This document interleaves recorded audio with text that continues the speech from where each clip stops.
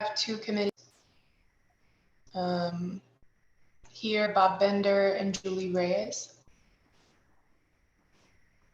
And then, as I mentioned, Bob Fanuzzi will be coming later. So I guess we should get started because that's all the committee. So thank you everyone for coming out tonight. I think it's just a little after 7, so I guess we'll begin. And we're using this meeting as an organizational meeting to reset some of the core objectives that we have, and then some operational needs that we have as well. Recently, just this week, Jill Towns, who had been the chair of this committee for the last year, resigned from the community board, so she will no longer be leading this committee. I was the vice chair last year, and so there's a couple of things that we need to do in order to reset the committee, not only its membership, but its leadership. So I guess that's where we'll begin. And I think first things first is, well, 2 of the committee members are here. I can introduce myself, and then sort of the typical, the customary way to begin these meetings is for the committee members to introduce themselves. So I'm Margaret Della. I've been a part of the Racial Equity Committee since its inception. I'm also on the Housing Committee and Aging Committee. Julie or Bob, did you want to introduce yourselves? Ladies first, Julie. Okay, I hope you can hear me. My voice is bad, but my name is Julie Reyes. I've been on the committee as well as the board for quite a few years. And Margaret, thank you for hosting the meeting this evening. And I'm Bob Bender. I've been on the committee since its inception. I'm vice chair of the board. And I also want to thank you, Margaret, for hosting the meeting on relatively short notice. Thank you. Thank you both. I think one of the first things is for us to recruit new members to the committee. And I was reflecting on minutes. I'm forgetting which committee it was, but I know that it was a question from Camelia to ask about the membership and how it's designated in our bylaws for special committees. Marty, do you know that sort of where the status of the response on that question stands? The status is as it was last month at the LRE meeting, that it will be on our agenda on Monday if there is time. Our first objective for that meeting is OML. And if there's time, definitely, if there's time Monday, if not, definitely the following month. We will be discussing it. It's an issue beyond just any one committee. It's looking at the bylaws and what, if anything, needs to be changed. That's where we are. Okay. So that is one thing that I did want to follow up with Chair Spalter on. I know that there is an open call for the special committee on Veterans Affairs to join that committee, and I'm hoping that SCREE can take the same approach in order to gauge interest and availability for community board members to serve on this committee, because it is not counted as one of the core committees in terms of the required 2 committee participation by each community board member. So I know that is something that we have been advocating for. And so I did speak with her about that briefly this week. And so I did want to follow up on that. We could also take nominations, I suppose, from anyone who's interested. But I'm open to additional ideas on how to recruit committee members for SCREE. Well, Margaret, I just wouldn't encourage anybody to nominate themselves quite yet until we clarify what the process is going to be going forward. You know, as Marty said, he's going to take this issue up at LRE. And I think let's see the outcome of that. I believe at the present time, the protocol is that with regard to the special committees, it's up to the chair of the board to determine who's on those committees. But, you know, that's a question worth reviewing. And once we do that, let's see where we come out on that. And then at that point, we can figure out what the protocol will be going forward. I'm certainly in favor of more inclusiveness on the committee and opening up the committee to people who genuinely want to participate. But again, that's not something that's determined by any one person's opinion. And, we have to follow the process for doing that.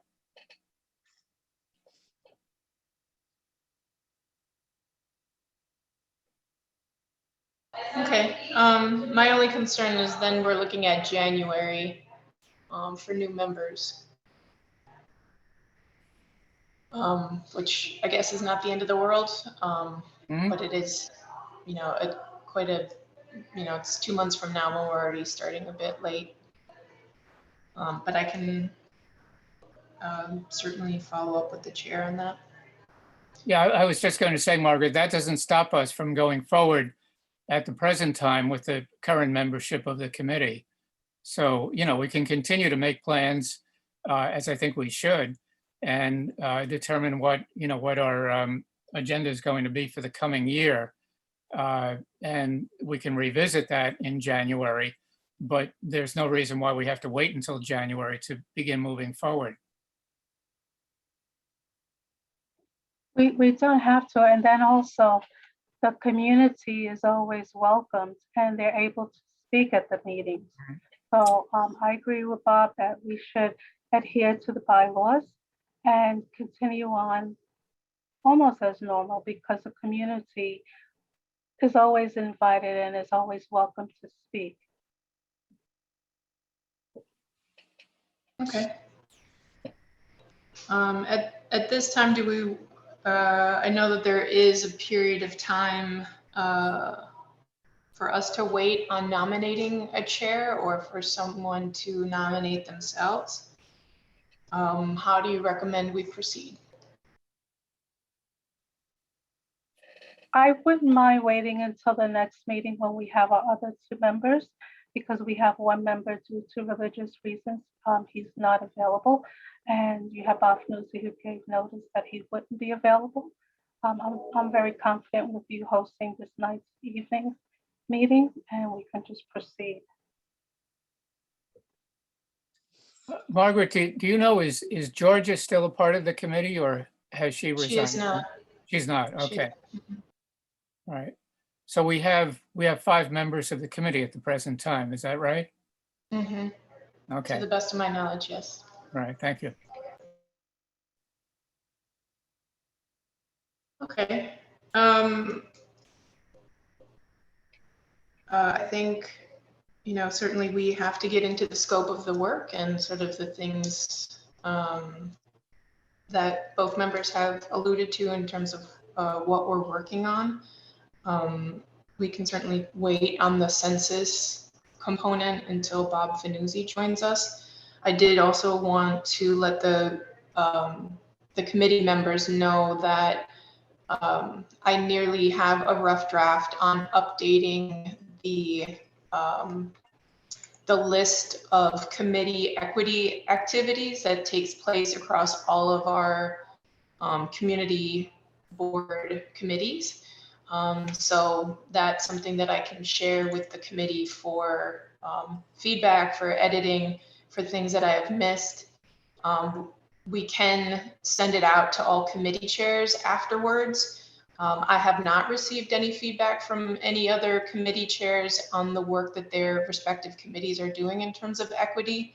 But nonetheless, that has been our process. So I'm happy to, initiate that again. Then that document is also shared with, obviously, the office itself, And it is a live link that is connected to the SCREE initial report.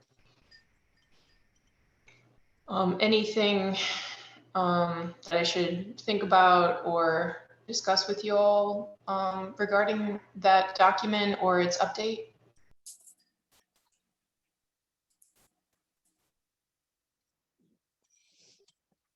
No, we'll receive a copy before you send it out before it's sent out to the other committees. Is that correct? That's correct. Okay, thanks. And then in terms of, sort of the scope of the committee and its responsibilities, I'd love to hear from Bob and Julie additional things that you'd like us to be tackling this year.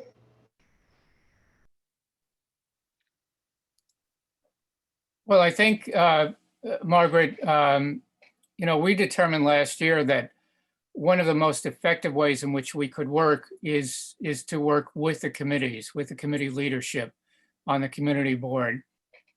And I still think that's the best way forward for this committee. To number one, remind all the committee chairs that in whatever they're doing, with regard to their agendas, they should be considering the equity component in what they do. And last year, we saw that that was the case with the majority of the committees on the community board. There really were equity components that we kept identifying and that the committee chairs themselves identified. I do think something we should give some thought to is the biggest issue that's before this community board right now, which is the homeless facility at 262nd and Broadway. And, that's something that I think this committee should give some thought to, what our view is on that issue. And is there something we should be discussing with the land use committee with regard to that issue? It's a very complicated issue, I know. It involves a couple of different committees, the land use and also health and hospitals. But it certainly is the sort of equity issue that this committee was set up to examine.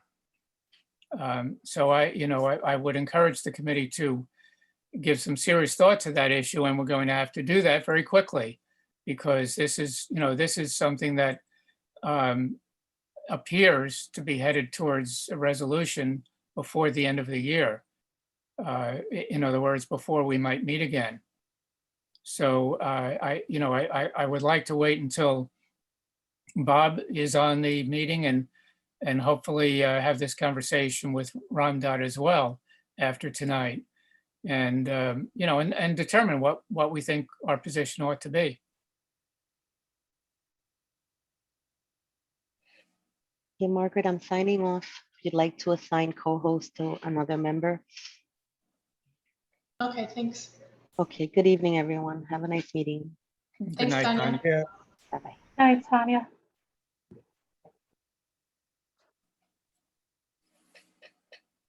Bob, I wholeheartedly agree in terms of working with other committee chairs.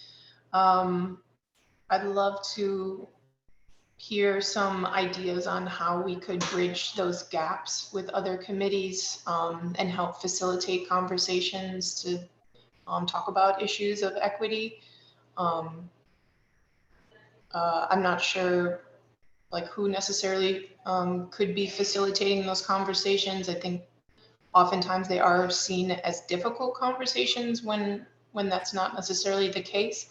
But do you have thoughts on how we could proceed?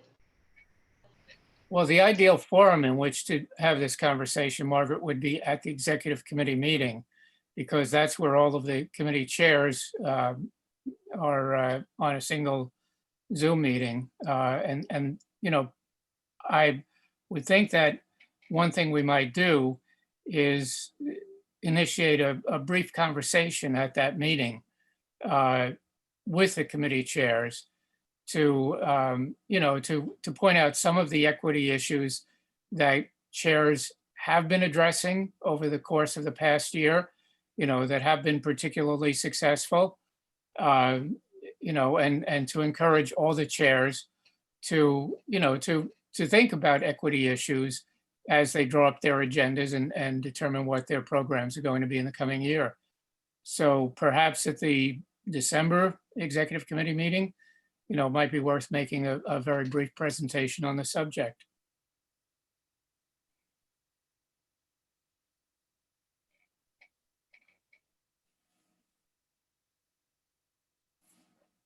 What do you think, Margaret? Sure. Mhm.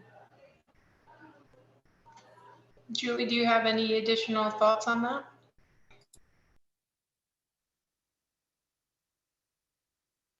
I agree with that. The other thought that I have in regards to the committee is possibly having either some sort of communication or look at the city councils if they have a committee similar to ours. I know they do a lot of racial inequalities meetings on various topics. I think if we hopped on to the city council just to see what they're up to, if we get any information from them as well.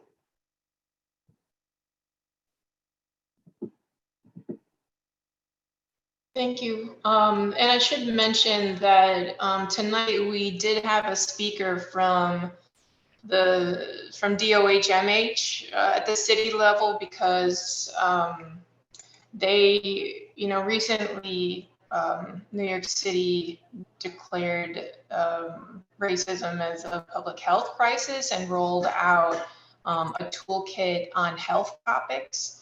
So we did have someone secured tonight to come speak to that, to the tool itself and sort of how the city is working to give, health services, outcomes, responsiveness, the lens of racial equity.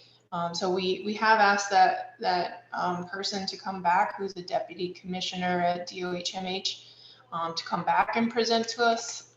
It is a great opportunity to work with the Health and Hospitals Committee, but definitely, we want to keep some of these conversations at what the city is doing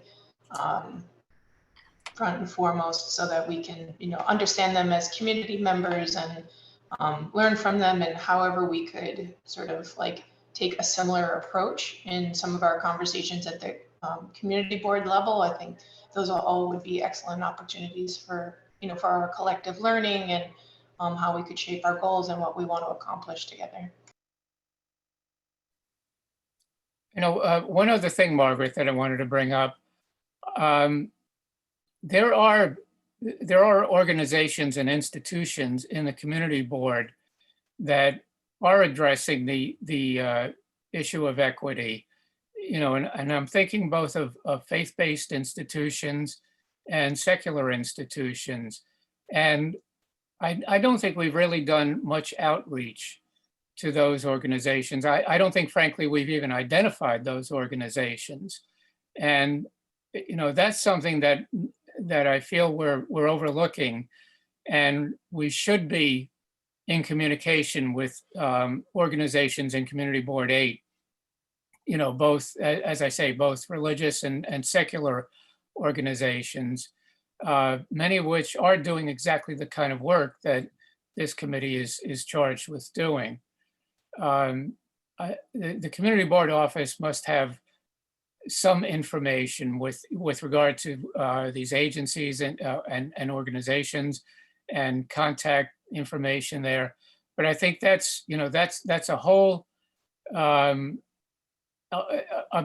significant part of the community that we're not directly in touch with, and we really ought to be.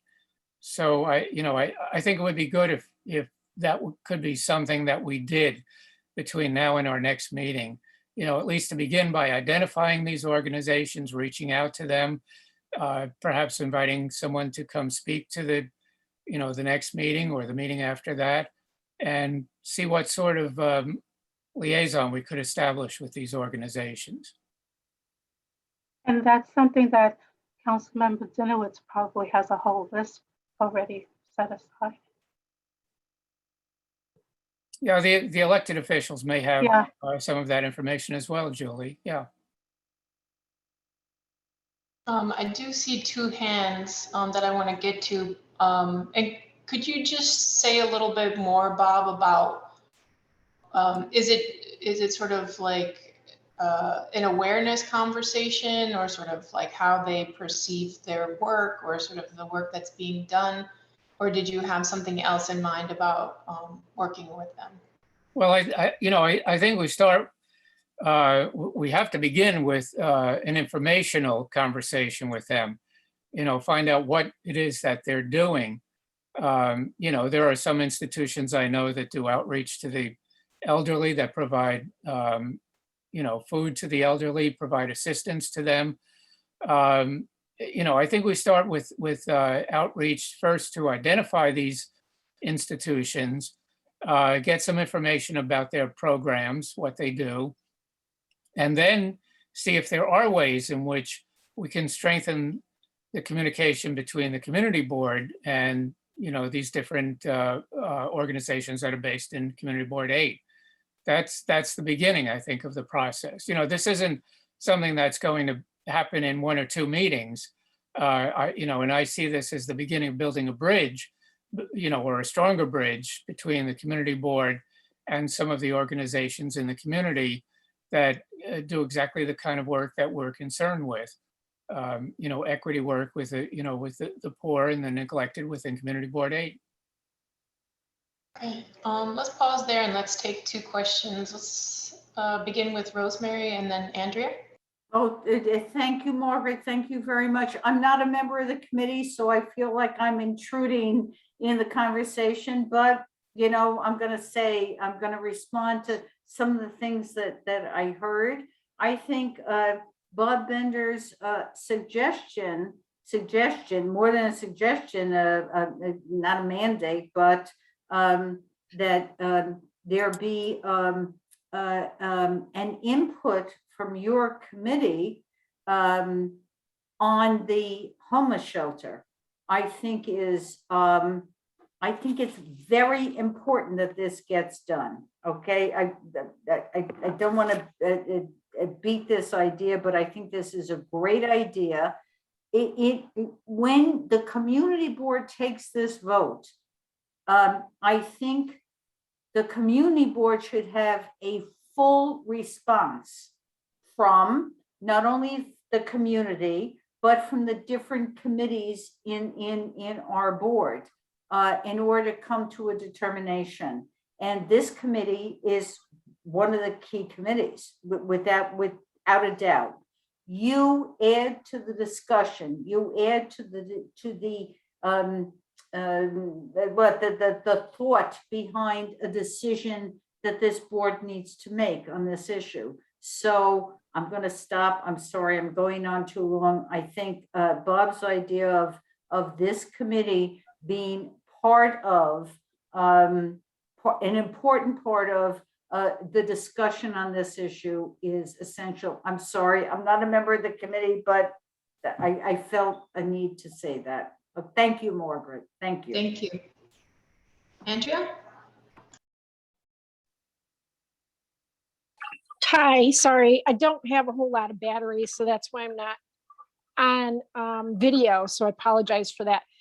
But Bob had mentioned organizations, so I feel strongly about letting you know about the Northwest Bronx Community and Clergy Coalition, which has been helping residents of the Bronx for a long time, and they are an organization that provides information for people with low SES on how to navigate all these complicated systems that we have. So I think this committee really should be, if you aren't already aware of that organization, and definitely bring someone from their leadership to discuss what they do on this committee, at this committee.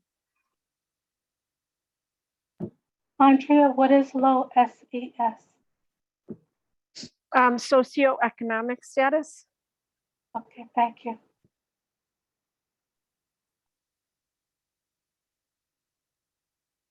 Who is, Thank if I may ask, who is the contact person at the Northwest Bronx Community and Clergy Coalition? Sandra Lobo. Yes, she's Oh, right. thank you.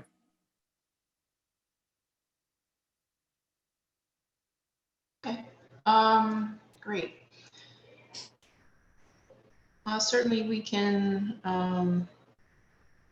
yeah, that's definitely one of the recommendations that was in the SRI report, to build an awareness campaign around, what's being done throughout the entire district.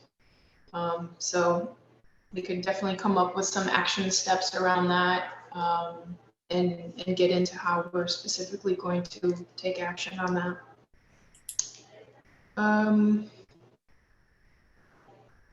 Okay. Those are sort of the last thing I wanted to mention. I know we're waiting on Bob Finuzzi, but just a quick housekeeping item. We don't have a secured date each month to meet, and from those of us who are on the line tonight, is that something that we could agree to in order to move forward? I can certainly follow up with Bob Finuzzi and Ramdot on it, but I believe this date of the month is available. But do you have any other, apart from the conflicts on your committees, any other reservations about different dates of the month? I'm flexible, so whatever day you guys select is fine by me. Margaret, if this date, and what is this? This is the first Thursday of the month, right? Mm-hmm. So if this date is available, it's certainly good to reserve it. The question of whether we need to meet each month is a separate question. We may or may not need to have a monthly meeting. The standing committees generally meet every month. The special committees may or may not. And I think it really depends on whether we have an agenda, and an issue to discuss. If we do, fine. This date doesn't conflict with anything else. But whether we need to meet in December or not, I think is really a question for the committee or for the committee members. And we'll have to see what the next couple of weeks bring and determine whether we need a meeting in December. But I'm, perfectly happy to know that there's an open date, and I'll make myself available.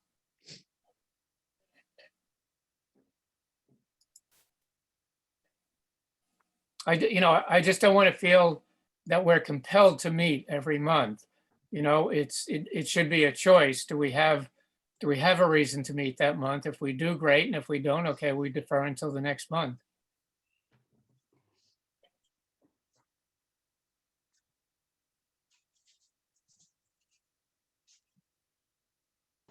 Okay, great. I'm happy with that too.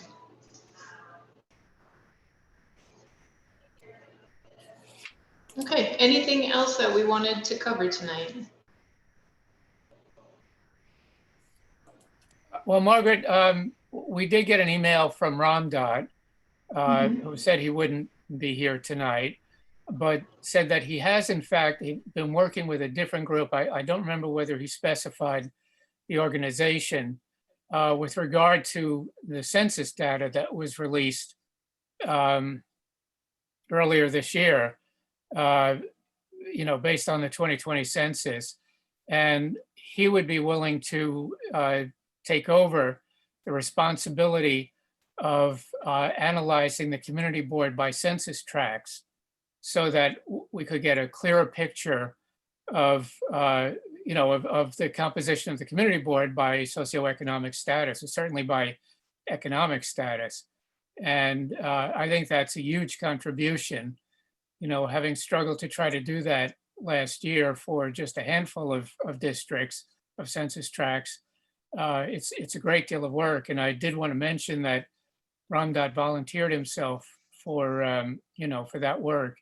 And as I say, as someone who tried to do some of this, I'm immensely grateful to him for stepping forward on that issue. And I think that's a very important contribution that could come out of this committee, so that we have a much clearer understanding of the composition of the community board area with regard to income status and equity, financial equity issues. Okay, is that separate from, like, I only saw his email about redistricting, being a part of the redistricting process. No, So thank you for sharing that context, because I hadn't seen that communication from him. Yeah, no, I understand that to be the case, but obviously we need to clarify that with Ramdot once he's available tomorrow. Okay. And I do think that redistricting is an important topic for us to be discussing, especially as certainly there are decision makers who we've elected that will be able to influence these conversations. There's certainly the independent redistricting commission, but I do think it's important that we hear from different organizations, one of which I've been in contact through my professional job and will be submitting a testimony.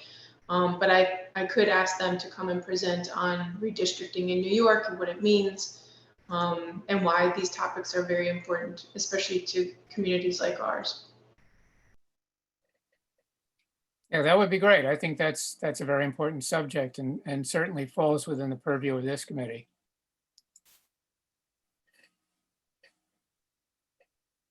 Amelia, did you have a point that you wanted to raise?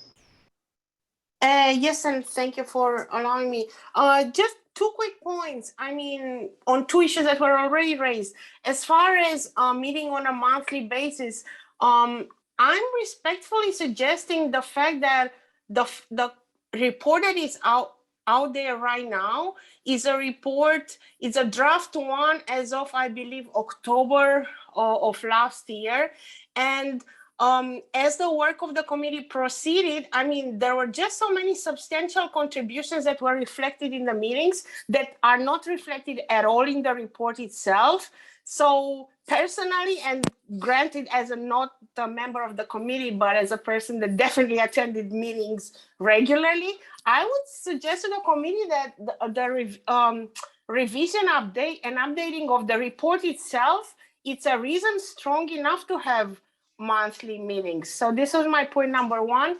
And point number 2, again, for those of us that attended the land use meeting, we know that the resolution has passed on the matter of the shelter. We know this is a very hot and controversial topic. We know that our elected representatives have opposing views.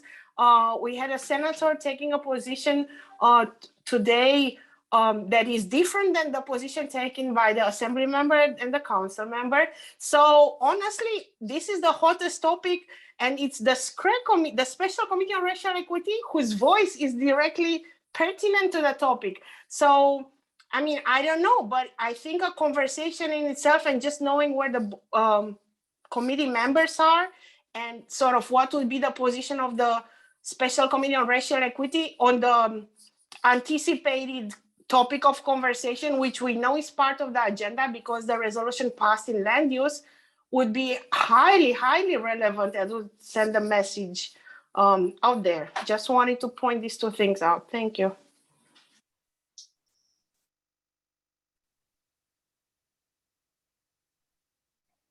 Marty? Yeah, I just want to point out that the resolution passed at the Land Use Committee is not the resolution that is going forward. There was great debate and discussion at the Executive Committee, and Chuck has sent out at least twice today, trying to make sure everyone got a copy, directing the the resolution entirely to the question of process, not the question of content. So if you haven't seen the new resolution, I suggest you do, because that's the one we'll be voting on next week. But Chuck has tamed the original resolution.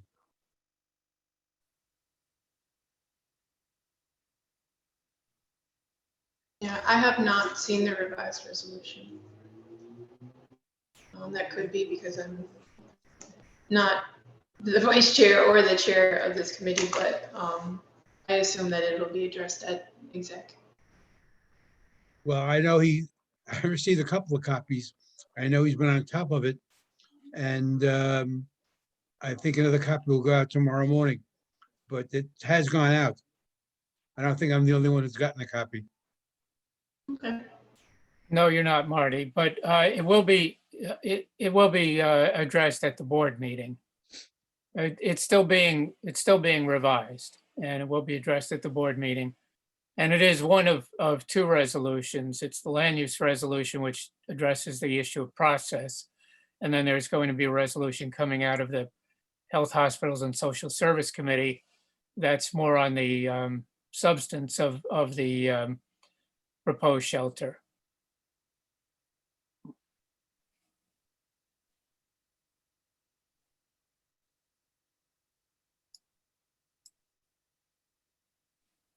So Bob, Julie, would you like to discuss what it is, what of the transitional housing that we do know of, that we are aware of, and begin to sort of like move down this road as it relates to SCREE, or how would you like to proceed? The homeless shelter on Broadway you're speaking of now? The proposed, Homeless yes. shelter at 6661. Is it in fact a homeless shelter, or is it transitional housing? I thought it was a homeless shelter. And that was the whole issue. I believe is 130 homeless men that will be placed there. We don't have much information on them.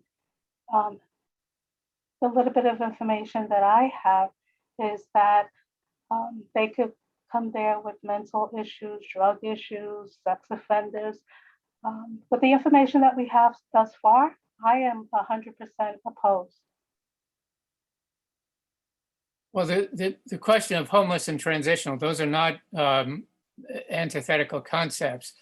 It is for homeless men, but it is my understanding that it is a transitional facility, that it's not intended to be a long-term residence for the men who are in there.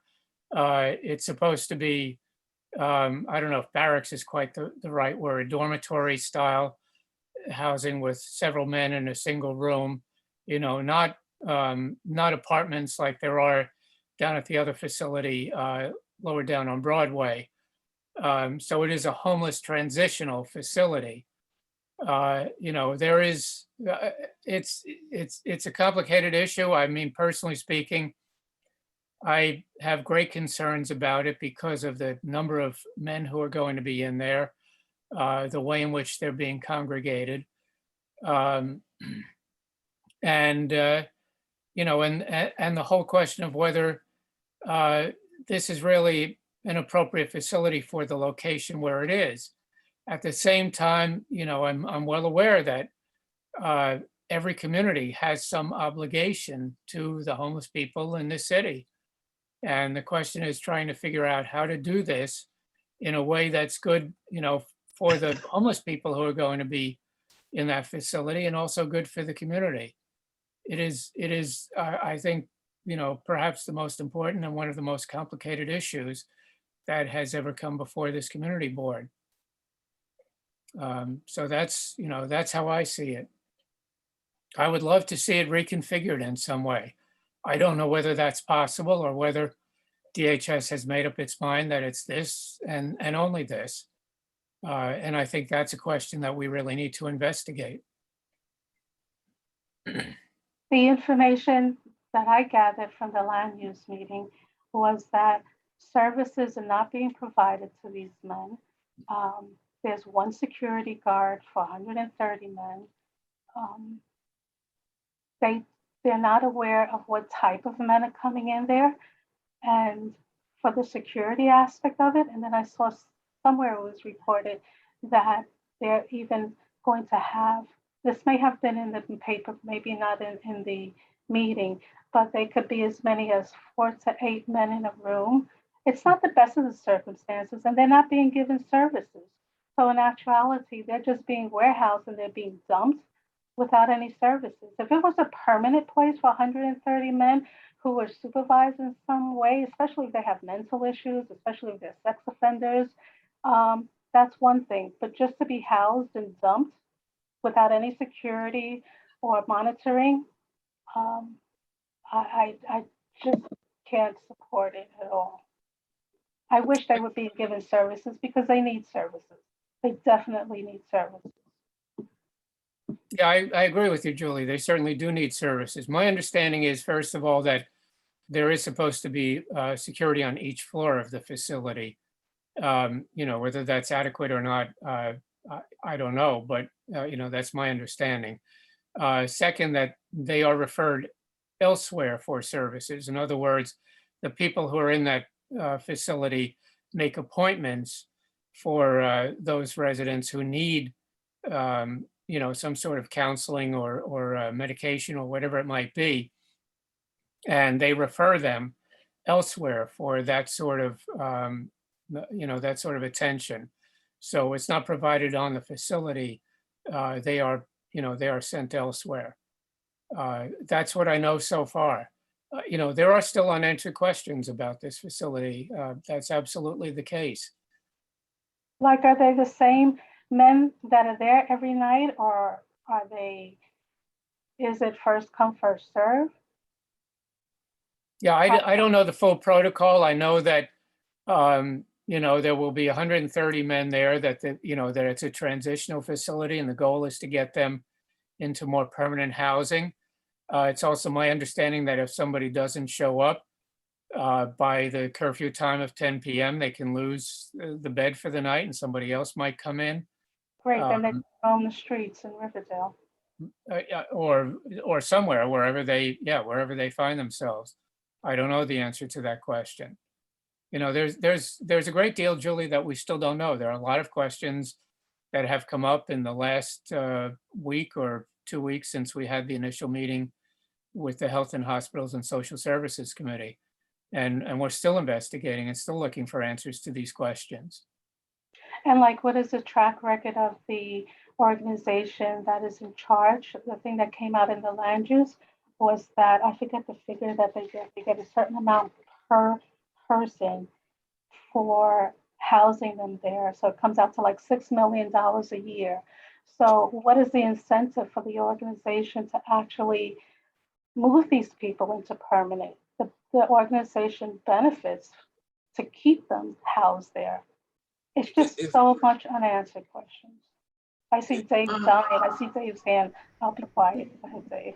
Yeah, I mean, I work for a nonprofit organization, so I'm pretty biased when it comes to talking about the quality of work and the oversight that the city of New York has over exactly what is done in nonprofit organizations. As far as I can tell, the organization that won the award for this facility seems to be in good standing. So how they charge, I'm not exactly sure who got that number, how, but for a 24-hour facility that runs 360 with all the challenges that come in with transitional housing, that to me is $6 million is not, really even scratching the surface. So correct me if I'm wrong, I have not seen anything in the news or in conversations to indicate that they have anything that is less than positive performance. The land use committee resolution did allude to, some sort of unethical or political contributions and those sorts of things. I have not seen any evidence of it. I've looked, I have not done a research paper on it, but I do not see any evidence of that. But I welcome people to share the performance of that organization. David? Yes, thank you. If I may, I sat in on the Health and Hospitals introduction and then directly participated in Monday's land use and last night's exec. And I would say that the key thing that has come out of that is we don't know. We have been well underinformed on many pertinent details on this thing. And the resolution that I worked on with Bob and with Chuck on coming up with a language that will be presented on Tuesday is basically saying we don't know. And the city, DHS owes us detailed explanations. Julie, you hit on several items that are of concern to the whole community, but I encourage you not to spin wheels discussing what may or may not be, because we don't know. We must and we will press the matter on Tuesday on a number of fronts, saying you have to tell us exactly what you're doing, what kind of people, what are their backgrounds, what is the length of time, et cetera, et cetera, et cetera. You can't just say we're building a building for 130 people that'll be between 5 and 10 stories tall. That is nowhere near adequate. So I encourage you to think of questions, but hold your questions until we get a real response. Because right now, I think the lack of information would generate a resolution of a hard no. At this point, we're saying, we don't know, you gotta tell us, and we'll go from there. And that's typically how city proposals are presented to communities. There was mention of the Padovan law, which isn't directly related to this, but the suggestion that there should be something like the Padovan law that would give us greater explanation and address issues of content and context within the community. So hopefully Tuesday will enlighten the conversation about our resolution coming out of land use and whether it becomes a joint one with Health and Hospitals, but mainly to press the city, give us details. So I don't think it's really worth your time saying this is going to happen or this won't happen, but it might be worth your coming up with a list of questions. Thank you.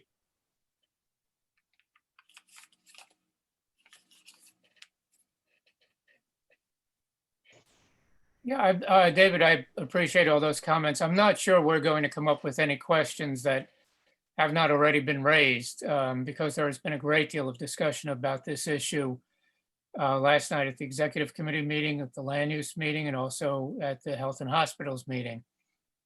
All I'm saying is that I think on this committee, we should be paying careful attention to this issue. You know, this is a subject. I mean, we know that the people who end up in these facilities tend to be more skewed towards minority population than the population at large. And that's why I'm saying, you know, this is something that we should keep our eye on. We should pay a great deal of attention to. I agree with David that there are too many questions at this point for the committee to take any position on. At least that's how I see it. But I do think it's something we really want to monitor carefully. And I do think that it's important for screen members to also consider some of the positions that were raised about, fair share of supportive housing. I think there has been some conversations about what is supportive housing? Does this district have more than its fair share of supportive housing? And I think there's sort of like a broad spectrum of how people are characterizing those terms. And moreover, there was a report reference from about 10 years ago in terms of which districts have the most homeless shelters, which have no homeless shelters and those sorts of things. I'm sure the data has changed quite a bit, but nonetheless, like, I do think we need to consider, you know, places like the South Bronx, which have more than, you know, having multiple homeless shelters in the South Bronx, and the resources that that community has to withstand supportive housing, but specifically a homeless shelter, and and having a difficult conversation on what, you know, where does this factor into our decision making? Do we have our fair share of supportive housing? I do remember similar conversations several years ago when the family transitional shelter apartments were going up further south on Broadway. And so how are we thinking about resource allocation, and how are we looking at our borough and being good stewards of our borough's welfare as well? Mhm. Andrea. I just want to concur with everything that you're saying, Margaret. I think this committee in particular is tasked with a different lens, a racial equity lens. And if you're going to have anything to say, which you really should, about a homeless shelter, your perspective needs to be from that lens. And I think Margaret has outlined some really important ways that you can begin to craft a viewpoint and a statement around that. But to like focus on security is probably not the way to go, because that's generally a very inappropriate way for racial equity to approach anything. So I would just ask that the committee members really consider the point of this committee and bring a slightly different lens to the conversation. Amelia?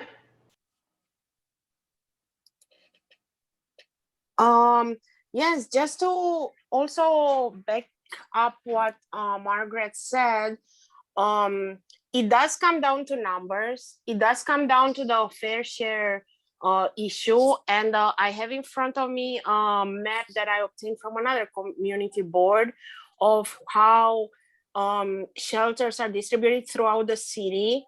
And ours is not, ours is the one with the least number of shelters at 1. There used to be community board 11 in East Bronx with 0, but they just approved 2 of them. So I think that no matter how we look at this, we all agree with the security concern, placement, site, organization, all these things. But it will come down to that. And I also believe that whether the Square Committee takes or doesn't take, or kind of dances around the position, is conveying a message. I'm not saying it has to be before or after the full board, but again, the numbers show that Community Board 8 is not serving its own homeless population. And these are numbers that are known from at least 3 years ago, and I have the new number right now. I will share with you this document that I have. It's a map, so that you all can bring your own conclusions to the full board. Thank you. Well, thank you, Camelia. I, for one, would certainly like to see that information that you have about the distribution of the homeless facilities throughout the Bronx. That would be very helpful. You know, the other thing to say about the security issue is that the security isn't just how it affects the community, it's also how it affects the residents in this facility.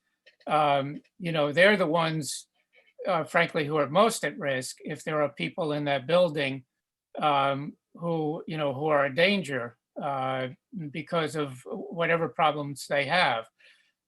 So it is, it is a critical issue for everybody that really has to be assessed in all fairness. But Camelia, please do share that information because I would love to see it, and I'm sure everybody on the committee and frankly, everybody on the board ought to see it as well. Julie? Hi, I just wanted to say regarding the security issue that was brought up, that it shouldn't, I think it was suggested that maybe it shouldn't be in our hindsight. I respectfully disagree because as Bob said, it's not just the community's security, it's the residents that they're just going to warehouse in this homeless shelter or whatever it's going to be.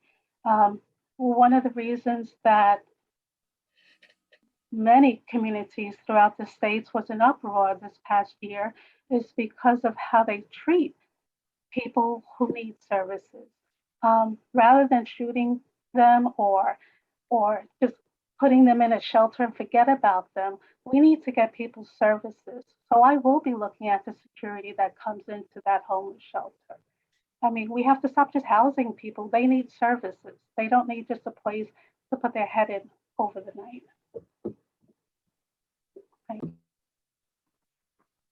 Hey, then Rosemary, and that's the Okay, last hand I see. Yeah, so thank you so much, Margaret. I feel a need after having listened to a lot of the conversation, just to reiterate what I was trying to say. The SCREE committee, an important committee on this issue, your voice should be heard.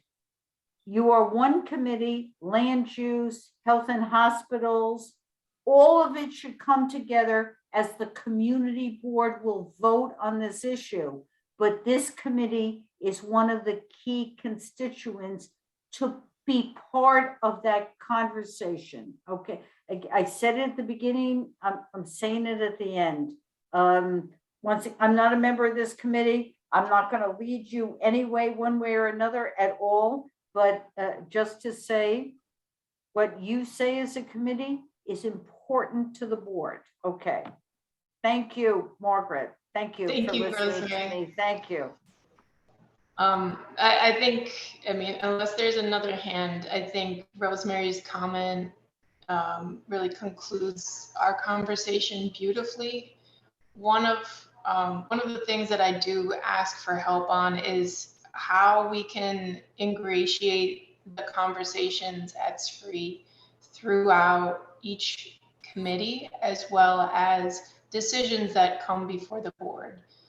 So for instance, this transitional housing, the recently appointed captain of the 50th Police Precinct, anything that comes, environment and sanitation, housing, they've done such a beautiful job in talking about so many environmental justice issues.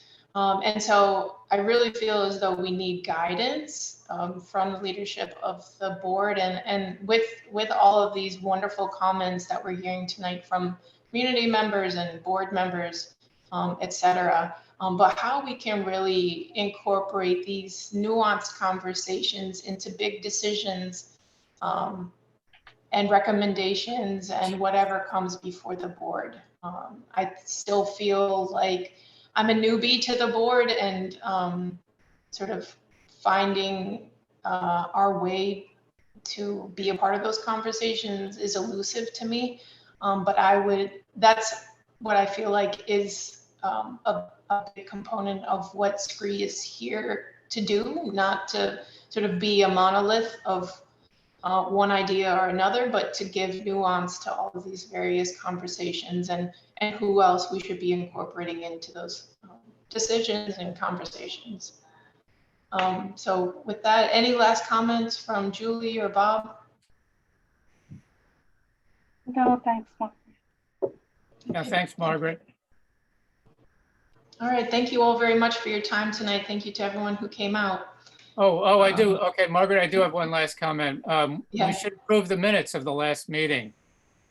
We Do we actually, have a quorum? we do actually have a quorum. If George is not on the committee, Jill has left. There are 5 members of the committee at present. There are 3 of us here. And my fantastic mathematical skills told me that that constitutes a quorum. Very So good. Thank you, Bob. We So, last met in May. okay, And Julie took the minutes, which Jill approved. They are up on the website. I make a motion to approve them. I second. thank you so much. Margaret, even if you dissent, it's 2-1. Thank you for Okay. that, Bob. I Okay. appreciate it. All right, Sure. thank you, everybody. Have a lovely evening. And thank you for hosting the meeting, Margaret. Thank My you. pleasure. All right, take care, everyone. Good Good night, night. everybody.